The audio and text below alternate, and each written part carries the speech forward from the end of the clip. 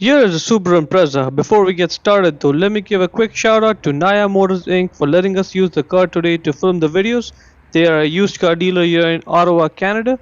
Check out the link in description for their entire inventory. Now let's go ahead and get started. So right now the shifter is stuck, but we'll get it out in just a second. Before we get started though, make sure your foot is on the brake for this entire process and the parking brake is engaged, because safety first, because you don't want to get the shifter out of park into neutral and then the car accidentally rolls and hits something and causes more trouble. You don't want any of that. The only tool you need for this job is a thin flathead screwdriver, one that looks like this. Unfortunately you cannot use a thick screwdriver, it's not just gonna work, and you has to be a small flathead screwdriver, and it has to be just as long as the one, at least as long as the one I'm showing over here. Get the screwdriver and use that to pry that cover off. You're going to use it like a lever, and when you're doing so, just keep one finger on that cover because you don't want it to just pop off and fly off, right?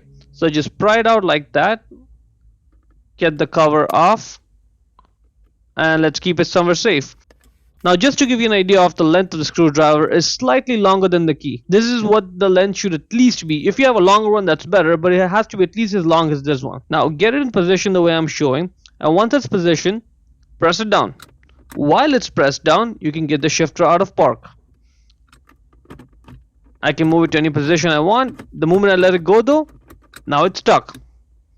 Now, see, to unlock it again, press it down, and I can move the shifter.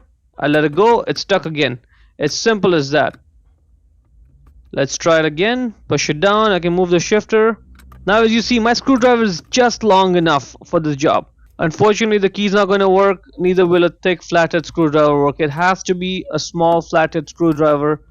Once you're done, don't forget to put that cover back on. The flat face of the cover should be facing to the rear of the car like that. Push it down, and that's pretty much it. Hope you found the video useful.